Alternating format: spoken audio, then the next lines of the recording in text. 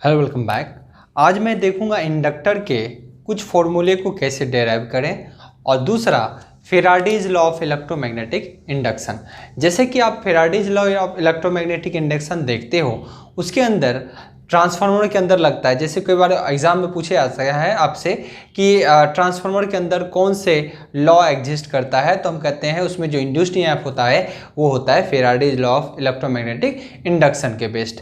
तो हम यहाँ पे आज डिस्कस करने वाले हैं कि कुछ डेरिवेशन किस तरीके से आते हैं। जैसे कि लास्ट टाइम हमने इंडक्टर में आपको बताया था, जैसे कि V equal to L d i by d t, है ना। इसी तरीके से V equal to N d phi by d t, ये कैसे प्रूफ होता है हम उसकी भी चर्चा करेंगे। साथ के साथ फेराडेज ने जो लॉ दिए हैं उसके बारे में डिस्कस करूंगा। जैसे कि यहाँ पे बात करूंगा फर्स्ट लॉ फेराडे के और सेकेंड लॉ। तो क्या क्या कहता है फेराडेज के फर्स्ट लॉ। तो सबसे पहले देखिए फेराडेज कहता है, समझिएगा, एक इंडक्टर की चर्चा कर ली जाए तो ये हमारा इंडक्टर है L। फेराडेज कहता है कि देखिए अगर किसी इंडक्टर के बीच, समझिएगा, किसी इंडक्टर और मैग्नेटिक फ्लक्स यानी फ्लक्स के बीच, है ना, इंडक्टर और फ्लक्स के बीच अगर रिलेटिव मोशन होगा विथ रेस्पेक्ट टू टाइम, तो एक ईएमएफ यानी वोल्टेज डेवलप होता है इंडक्टर के क्रॉस। समझिएगा, कहता है कि जैसे आप ये इंडक्टर है और इसके अराउंड क्या कीजिए, कोई मैग्नेट को मूव कराइए, किसी मैग्नेट को N और S को क्या कीजिए, मूव कराइए। क्या कीजिए, आगे पीछे करिएगा तो विथ रेस्पेक्ट टू टाइम के रिस्पेक्ट में अगर इसको मूव कराएंगे तो रिलेटिव मोशन होगा कि नहीं। रिलेटिव मोशन किसके किसके बीच हो जाएगा, इंडक्टर और मैग्नेट के बीच। ये मैग्नेट है हमारा, समझिएगा, इंडक्टर और मैग्नेट के बीच क्या हो जाएगा, रिलेटिव मोशन होगा। तो इसके कारण हमारा यहाँ पे इंड्यूस्ड ईएमएफ होता है ना, इंड्यूस्ड ईएमएफ। ईएमएफ का मतलब वोल्टेज, है ना, वोल्टेज उत्पन्न होता है। दूसरा चीज कहता है, समझिएगा, इसी में अभी लॉ एक ही है, फर्स्ट लॉ को समझा रहे हैं क्योंकि मैग्नेट दो तरीके से होते हैं। समझिएगा, एक कहता है कि यही इंडक्टर है और इसको अगर आप करंट देंगे तो क्या प्रोड्यूस होता है। जब आप किसी इंडक्टर को करंट देते हैं तो ऑब्वियसली आप जानते हो थंब रूल सबसे बेसिक कहता है कि किसी कंडक्टर में करंट जाएगा तो उसके इर्द गिर्द क्या होता है, शुरू में लेक्चर में बताया था, फ्लक्स प्रोड्यूस होता है। क्या होता है, फ्लक्स प्रोड्यूस होता है। उसी तरीके से फ्लक्स जो इमेजिनरी होता है, दिखता नहीं है पर होता है फ्लक्स, है ना। जैसे मैग्नेट में दिखता नहीं है ना फ्लक्स, उसका एमएमएफ, है ना, आप कह सकते हो फ्लक्स। चुंबक में नहीं दिखता है, चुंबक में क्या होता है, आपको फोर्स फील होता है पर उसका फ्लक्स नहीं दिखता। उसी तरीके से करंट में भी क्या होता है, जब करंट गुजरता है तो इसका फ्लक्स प्रोड्यूस होता है। जब नंबर ऑफ टर्न आप बहुत बढ़ा दोगे तो इसमें भी क्या उत्पन्न होगा जी, फ्लक्स। इसमें भी उत्पन्न होगा फ्लक्स। ये देखिए क्या होता है, फ्लक्स, क्योंकि बहुत ज्यादा लपेटा हुआ है। तो जैसे कंडक्टर बहुत लपेटा हुआ है तो उसका फ्लक्स ऐसे ही चलेगा जी। देखिए जैसे बहुत कंडक्टर लपेट दोगे तो सबका फ्लक्स क्या होगा, मेजोरिटी हो जाएगा, बहुत ज्यादा फ्लक्स हो जाएगा, तो यहाँ क्या हो जाएगा, इसका फ्लक्स। अब समझिए, इसलिए कहता है यहां भी क्या होगा, इंड्यूस्ड ईएमएफ होगा। यहां भी क्या होगा, इंड्यूस्ड ईएमएफ होगा। इसको बोलते हैं हम क्या, वोल्टेज। इसी को क्या बोलते हैं, वोल्टेज। ईएमएफ का फुल फॉर्म क्या होता है, इलेक्ट्रोमैग्नेटिक फोर्स। ठीक है, चलिए, इलेक्ट्रोमोटिव फोर्स, ठीक है ना। अब समझिएगा क्या हो रहा है यहाँ पर, दो तरीके हैं। या तो किसी इंडक्टर के इर्द गिर्द चुंबक को रिलेटिव मोशन दोगे तब उसमें क्या होगा, ईएमएफ प्रोड्यूस होगा।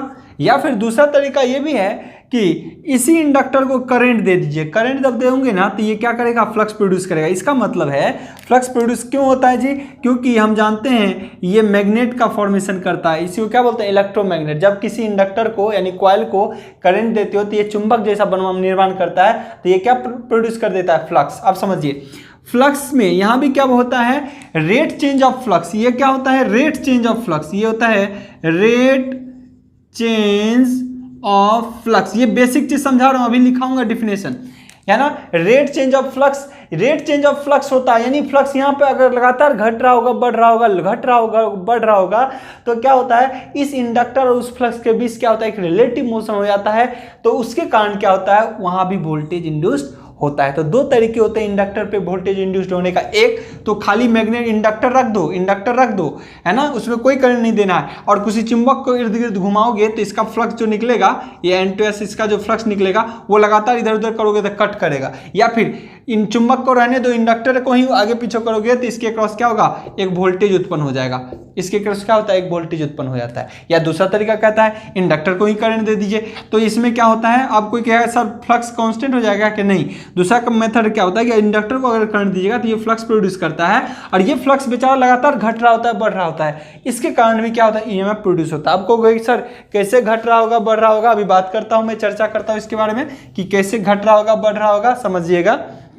देखिए होता क्या है, इंडक्टर में आप कौन सा करंट देंगे, एसी, क्योंकि डीसी पे कैसे काम करता है आपने देखा, डीसी पे क्या होता है, इंडक्टर शॉर्ट सर्किट, इंडक्टर क्या होता है शॉर्ट, क्योंकि रिएक्टेंस उसका जीरो होता है ना। आप समझिएगा, जैसे देखिए करंट की मात्रा बढ़ा, एसी में करंट बढ़ता है ना, फिर करंट घटता है, फिर बढ़ता है, फिर घटता है, फिर बढ़ता है, फिर घटता है, यही तो होता है इंडक्टर के अंदर। अगर एसी है, ये क्या है, एसी करंट है, तो देखिए क्या होगा, जैसे कि इंडक्टर है, इसमें आपने एसी करंट दिया है, तो एसी करंट कहने के मतलब है, मान लीजिए मैं यहाँ पे एसी सोर्स लगा देता हूँ, इसका मतलब क्या है, देखिए कुछ देर एसी क्या होता है पॉजिटिव में और कुछ देर नेगेटिव में, तो क्या होता है कुछ देर करंट इधर से जाएगा, कुछ देर करंट इधर से जाएगा, यही तो होता है। एक बार इधर से, एक बार एसी का मतलब ये होता है एक बार करंट इधर से जाएगा, एक बार करंट इधर से जाएगा, एक बार इधर से जाएगा, एक बार इधर से जाएगा। इस दौरान क्या होता है समझिएगा, पहले करंट कम, फिर करंट ज़्यादा, फिर ज़्यादा, फिर करंट यहाँ पे मैक्सिमम है कि नहीं, करंट यहाँ पे क्या है मैक्सिमम है 90 डिग्री पे।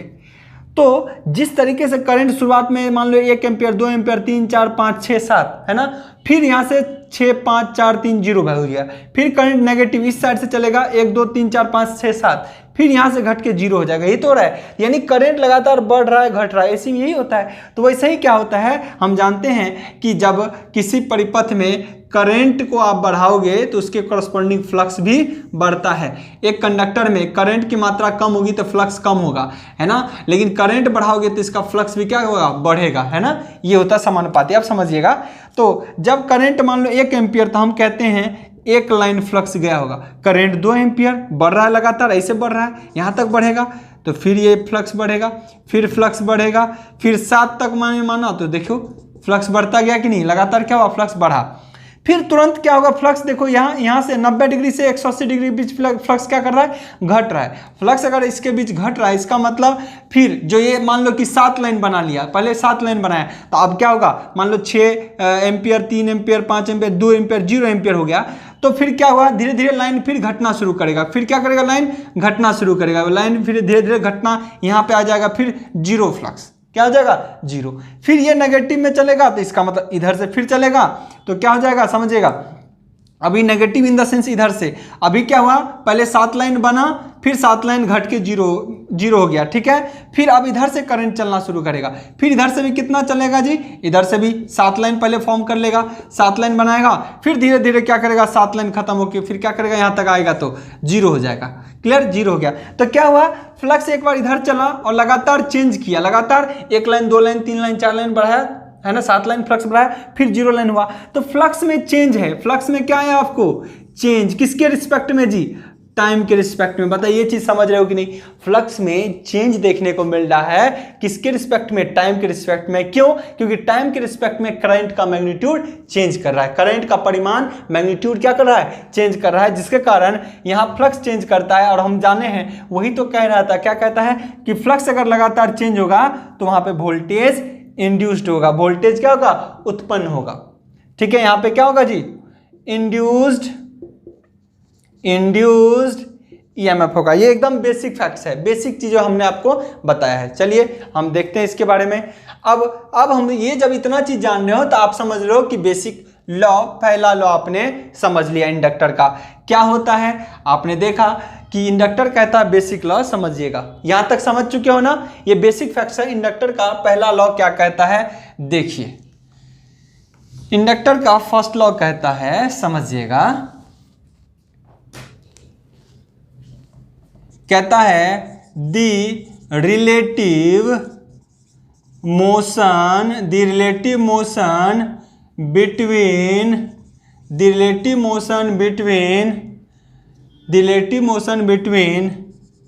Magnetic flux and coil. क्या हुआ, the relative motion between magnetic flux and coil with respect to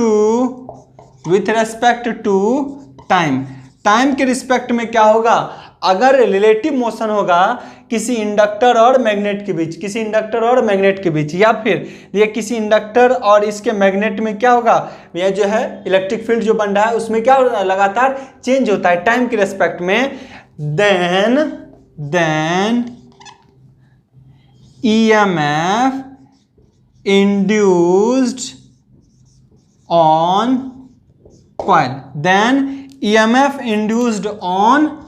coil, ये कहता है फर्स्ट लॉ। फैराडे का पहला ही लॉ कहता है कि किसी इंडक्टर पे जो वोल्टेज उत्पन्न होगा वो क्या होता है, अगर उसका फ्लक्स चेंज करता हो टाइम के रिस्पेक्ट में तो वहां पे उत्पन्न हो जाएगा इंडक्टर में वोल्टेज। चाहे एक तरीका ये हो सकता है, दूसरा ये। लेकिन कोई कहेगा सर एक चुंबक को लाके किसी इंडक्टर के पास रख दूं तो क्या वोल्टेज उत्पन्न होगा, कभी नहीं। उसमें रिलेटिव मोशन चाहिए, क्या होना चाहिए, रिलेटिव मोशन। वही कहता है Faraday's first law, the relative motion between magnetic flux and coil with respect to time के respect में, then EMF induced on coil is known as Faraday's first law।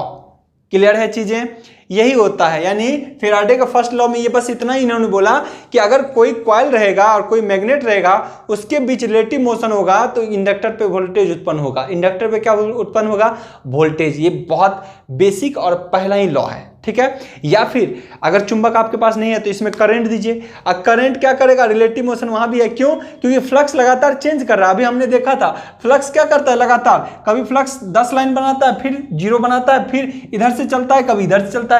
Flux plus minus में कभी इधर चलता है, कभी इधर चलता है, कभी इधर चलता है, कभी इधर चलता है। तो ऐसे ही पोल भी चेंज करता है। एन कभी इधर बना तो कभी एस इधर, तो फिर कभी क्या होता है, एस बनता है इधर, कभी एन बनता है इधर। कब, जब चेंज, ये देखिए जब एसी में जब इधर से करंट जा रहा है, इधर से करंट जा रहा है तो समझिए क्या होता है, जब इधर से करंट जा रहा है कब, हाफ साइकिल में। देखिए हाफ साइकिल में तो तभी एन इधर है, कभी एस बना है हाफ साइकिल में, ठीक है। तो फ्लक्स का डायरेक्शन ये होगा। लेकिन जब इधर से साइकिल बनने लगता है एसी का तब करंट इधर से जाता है, तो जब इधर से जाएगा तब यहाँ पोल भी चेंज हो जाता है, यहाँ एन बनता है और यहाँ एस बनता है। तो फ्लक्स का डायरेक्शन कौन सा हो जाएगा, इधर से। फ्लक्स का डायरेक्शन कौन सा हो जाएगा, इधर से।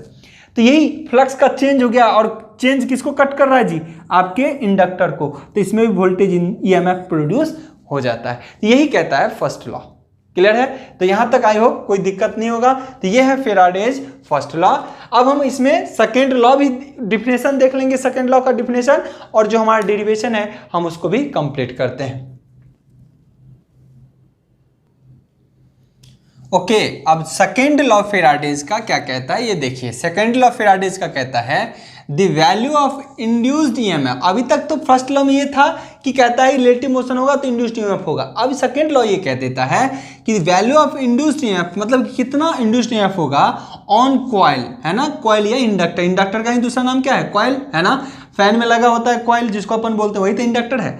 कि बोलता है कि इंड्यूस्ड ईएमएफ कितना होगा ऑन कॉइल इज, वो होता है, कहता है वो डिपेंड करेगा कितना वोल्टेज होगा, directly proportional to the rate change of flux. किस पे निर्भर करेगा, रेट चेंज ऑफ फ्लक्स। जितना ज्यादा फ्लक्स किसी इंडक्टर को कट करेगा उतना ही ज्यादा क्या होगा, वोल्टेज प्रोड्यूस होगा। जितना कम, छोटा मान लो यहाँ एक छोटा सा चुंबक लेके इधर से गुजरोगे तो इस पे कम वोल्टेज उत्पन्न होगा। और जितना हेवी फ्लक्स लेके गुजरोगे, बहुत ज्यादा फ्लक्स लेके गुजरोगे, और यहाँ मान लो मैग्नेट है, बहुत ज्यादा फ्लक्स लेके गुजरोगे तब क्या होगा, बहुत ज्यादा इसमें क्या उत्पन्न होगा, ईएमएफ। तो वही कहता है कितना वोल्टेज इस इंडक्टर पे कितना उत्पन्न होगा, ये डिपेंड करता है रेट चेंज ऑफ फ्लक्स। किस पे, रेट चेंज ऑफ फ्लक्स। ये देखिए d∅dt, मतलब फ्लक्स कितना ज्यादा चेंज होगा कम टाइम में, जितना फ्लक्स ज्यादा चेंज होगा उतना ज्यादा वोल्टेज उत्पन्न होगा। या फिर यहां जितना ज्यादा आप करंट देंगे उतना ही ज्यादा फ्लक्स प्रोड्यूस होगा, उतना ही ज्यादा क्या होगा, फ्लक्स प्रोड्यूस होगा, तो उतना ही ज्यादा यहां पे क्या होगा, ईएमएफ प्रोड्यूस होगा। इसी को वोल्टेज भी कहते हैं, है ना। उतना ज्यादा ईएमएफ और या वोल्टेज प्रोड्यूस होगा। ठीक है चीजें, तो यहाँ पे समझिए, अब एक चीज दूसरा बात यहाँ पे समझिएगा।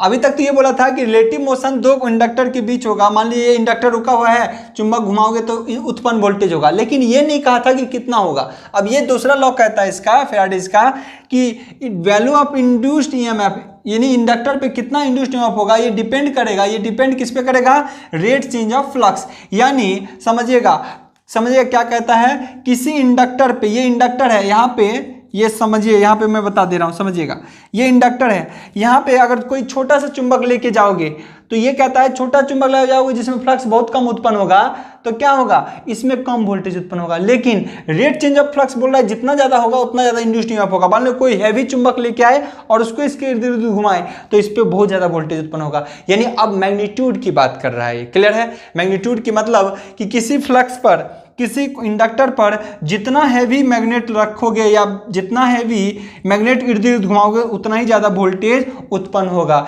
या फिर इसमें जितना करंट दोगे उतना ज़्यादा फ्लक्स, यहाँ पे रेट चेंज से फ्लक्स उत्पन्न होगा तो उतना ही ज़्यादा ईएमएफ प्रोड्यूस होगा। ठीक है चीजें, ये चीज कहता है सेकंड लॉ। यानी पहला लॉ में तो ये बोल दिया कि उत्पन्न वोल्टेज होगा बस, कि अगर रेट चेंज करोगे किसी चुंबक के इर्द गिर्द रेट चेंज ऑफ फ्लक्स होगा तो वहां पे उत्पन्न ईएमएफ होगा विथ रेस्पेक्ट टू टाइम। लेकिन दूसरा बोला कितना होगा, मान 10, 20, 50 कितना, तो ये बोला है डिपेंड करेगा भाई फ्लक्स पे। फ्लक्स ज्यादा होगा तो ज्यादा ईएमएफ प्रोड्यूस होगा, फ्लक्स कम होगा तो कम ईएमएफ प्रोड्यूस होगा। जैसे कि एक एग्जांपल के लिए बताऊं ना मैं आपको कि ट्रांसफार्मर में देखिए जितना ज़्यादा करंट दोगे ना उतना ही ज़्यादा यहाँ से फ्लक्स प्रोड्यूस होता है, जितना ज़्यादा करंट दोगे उतना ही ज़्यादा फ्लक्स प्रोड्यूस होता है, ठीक है ना। और जब फ्लक्स ज़्यादा प्रोड्यूस होगा तो इसमें इंड्यूस्ड ईएमएफ भी उतना ही ज़्यादा होगा, ज़्यादा फ्लक्स होगा तो इंड्यूस्ड ईएमएफ भी ज़्यादा होता है। चलिए ये चीज़ तो हो गई बेसिक चीज़, है ना। अब हम यहाँ पे क्या सीखेंगे समझिएगा, क्या कहता है यहाँ से कुछ ये सीखना है। मान लो करंट, इसके एक कंडक्टर है, टर्नों की संख्या यहाँ पे हमने एक ले लिया है ना, तो एक करंट है तो इसमें फ्लक्स उत्पन्न हुआ गया 5, फ्लक्स कितना उत्पन्न हुआ 5। और जब नंबर ऑफ टर्न बहुत ज़्यादा होगा तो ऑब्वियसली यहाँ फ्लक्स बहुत ज़्यादा होगा, तो इसका मतलब फ्लक्स जब एक टर्न पे इतना फ्लक्स 5 उत्पन्न हुआ तो n टर्न पे क्या होगा, n इंटू 5, टर्नों की संख्या जितना ज़्यादा बढ़ेगा, ध्यान रहे टर्न जितना बढ़ाओगे फ्लक्स उतना ही बढ़ता है। टर्न स्ट्रेट लाइन में कर दो फ्लक्स घट जाएगा, है ना। मेरे हुए कंडक्टर के कारण ही तो फ्लक्स उत्पन्न होता था ज़्यादा। इसका मतलब टर्न बढ़ेगा तो फ्लक्स बढ़ेगा, टर्न कम रहेगा तो फ्लक्स कम रहेगा, ठीक है ना। इसका मतलब अब ये n इंटू 5 को साइन नाम दिया गया, जो कि क्या होता है n इंटू 5, इसको क्या बोलते हैं, टोटल नंबर ऑफ फ्लक्स, है ना। जब टर्नों की संख्या 1 होगा तो बस 5 ये इसके बराबर हो जाएगा, लेकिन टर्नों की संख्या ज्यादा होगा तो फ्लक्स क्या होगा आपका, बढ़ेगा। अब समझिए इंड्यूस्ड ईएमएफ डायरेक्टली प्रोपोर्शनल क्या कह रहा है, वो डिपेंड करेगा रेट चेंज ऑफ फ्लक्स, यानी कम से कम टाइम में जितना ज्यादा फ्लक्स उत्पन्न होगा वहां पे वोल्टेज भी उतना ही ज्यादा होगा। यानी V बराबर कहता है ये d psi बाय dt, ठीक है ना। अब समझिए, अब मैं जानता हूं साई किस पे डिपेंड करेगा, टर्न पे। टर्न क्या होगा, टर्न जितना ज्यादा होगा फ्लक्स उतना ही ज्यादा होगा, यानी इसी को ईएमएफ भी बोलते हैं, है ना। इंड्यूस्ड ईएमएफ बराबर क्या होगा, d, यहाँ साई का मान कितना होगा, टर्नों की संख्या n इंटू 5 बटा dt। इसका मतलब कहोगे n d 5 बाय dt, किसका, ईएमएफ या वोल्टेज का। एक फॉर्मूला यहाँ से आता है, एक फॉर्मूला आपका फेराडेज का यहाँ से आता है, ईएमएफ या V बराबर n d 5 बाय dt, जहाँ n क्या है, नंबर ऑफ टर्न, n क्या है, नंबर ऑफ टर्न, फ्लक्स ये क्या है d 5 बाय dt मतलब रेट चेंज ऑफ फ्लक्स। देखो रेट चेंज ऑफ फ्लक्स को क्या बताता है, d 5 बाय dt, यानी जितना कम से कम टाइम में जितना ज़्यादा फ्लक्स यहाँ से गुजरेगा, कम ज़्यादा रेट चेंज होगा फ्लक्स का, उतना ही ज़्यादा वोल्टेज इंडक्टर पे उत्पन्न होगा।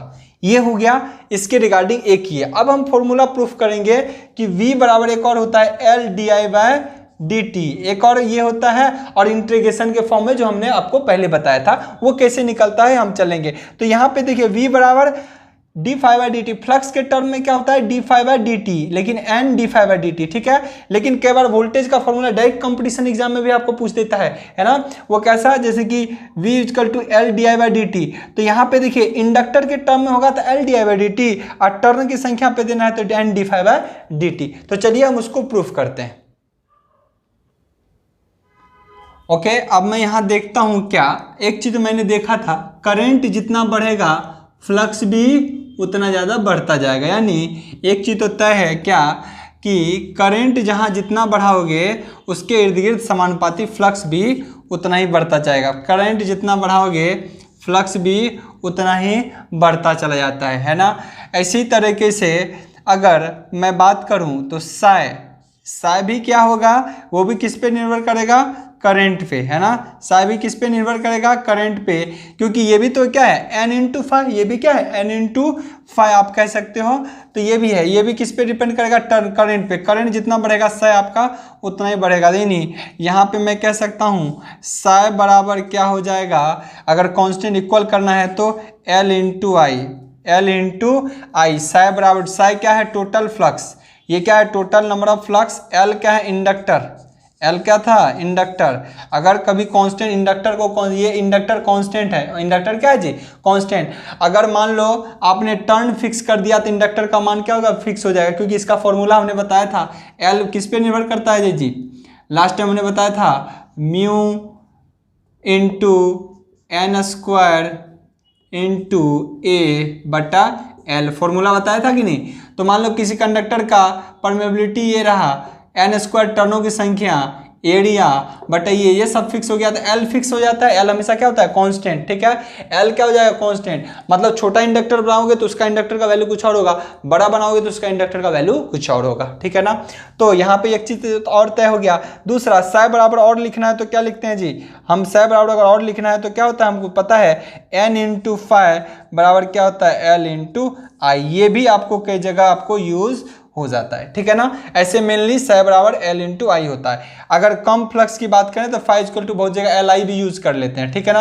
अब मैं यहाँ पे बात करूँ इसके डेरिवेशन के लिए, देखो क्या होता है, हमने फेराडेज लॉ हमको बताता है V equal to d five by d t, जबकि जब फ्लक्स की संख्या, टर्नों की संख्या बहुत ज्यादा है तो d psi by d t, क्या कहेंगे, d psi by d t. अब समझिएगा यहाँ पर फिर v बराबर, अब साई के लिए क्या यहाँ पे यूज करें हम, L इंटू आई, L इंटू आई बटा डी टी बराबर v। ये हम पहले भी यूज कर चुके हैं, ये है ना। फ्लक्स जितना ज़्यादा होगा उस पर वोल्टेज निर्भर करेगा, है ना। अब समझिएगा ये इसके बराबर अगर हो जाता है तो क्या होगा, अब ये आपने डिफरेंशिएशन मैथ्स के अंदर पढ़ा होगा, डिफरेंशिएशन L इंटू आई है।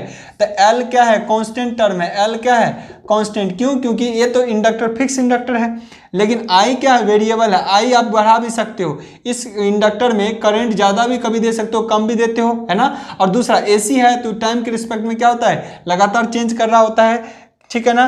तो समझिएगा क्या होता है, इसका डिफरेंशिएशन करिएगा तो आप कहते हो d L by d t into i plus, एक बार इसको रखो, L को कांस्टेंट रखोगे तो d i by d t, ये क्या होगा, V बराबर। अब समझिएगा कांस्टेंट का डिफरेंशिएशन हमेशा क्या होता है, जीरो। इसका मतलब zero plus L d i by d t बराबर क्या हो जाएगा, V।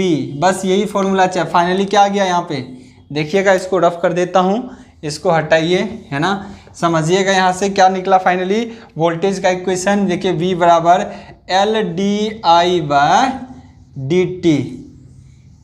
किसी इंडक्टर में अगर वोल्टेज निकालना हो तो इंडक्टर का वैल्यू पता हो और रेट चेंज ऑफ करंट पता हो, करंट टाइम के रिस्पेक्ट में कितना चेंज कर रहा है, तो आप यहाँ पे आप इसका वोल्टेज निकाल सकते हो, ठीक है। तब इसका भी क्या कर सकते हो, वोल्टेज निकाल सकते हो। ये फॉर्मूला हमने पहले आपको बताया था, उस टाइम आपको डेरिवाइव नहीं करा था, ये इसका डेरिवेटिव पार्ट है, ठीक है ना।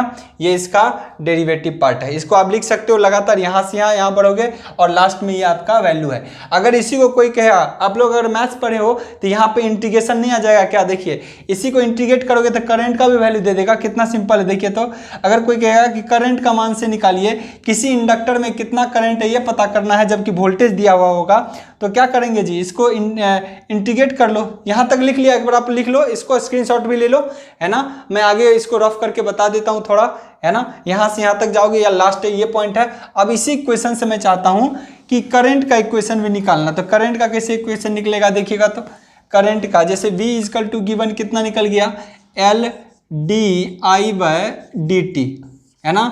अब कोई कहेगा करंट का निकालिए, तो देखिए तो क्या होता है v इंटू डी टी होगा कि नहीं, बट्टा L बराबर क्या होगा DI, है ना। अब ये डिफ्रेंशिएशन हटाने के लिए क्या करना पड़ेगा, इंटीग्रेशन अगर दोनों साइड कर दे तो कोई दिक्कत है, कोई दिक्कत नहीं, इंटीग्रेशन क्या कर दीजिए दोनों साइड कर दीजिए, तो क्या होगा यहाँ पे देखिए इंटीग्रेशन ऑफ DI को यहाँ पे I बराबर क्या हो जाता है समझिएगा, इसको पहले लिख ले रहा हूँ, इसको इधर कर दिया, इसको इधर कर देता हूँ, तो क्या हो जाएगा देखिए 1/L इंटीग्रेशन V dt। तो ये भी एक फॉर्मूला बन गया, कई बार ये भी यूज हो जाता है, पहले हमने लिखाया था शॉर्ट में, अब देखिए वही चीज डेराइव होके आया। ये क्या है मैथ्स है, डिफरेंशिएशन को इंटीग्रेट कर दिए तो वैल्यू हमारा करंट का भी दे दिया, ये आपने पहले लिखा है कि नहीं, करंट का शॉर्ट में आपने पहले लिख रखा है। तो मुझे नहीं लगता यहाँ तक आपको कोई भी प्रॉब्लम होगा। तो ये किस तरीके से डेराइव करते हैं उस चीज़ को, डेरिवेटिव पार्ट भी हो गया आपका, और आपने देख लिया कि फेराडेज के दोनों लॉ। तो मुझे नहीं लगता यहाँ तक कोई दिक्कत होना चाहिए। आगे क्लास को फिर कंटिन्यू करूँगा, आज के लिए इतना ही, good luck, have a nice day.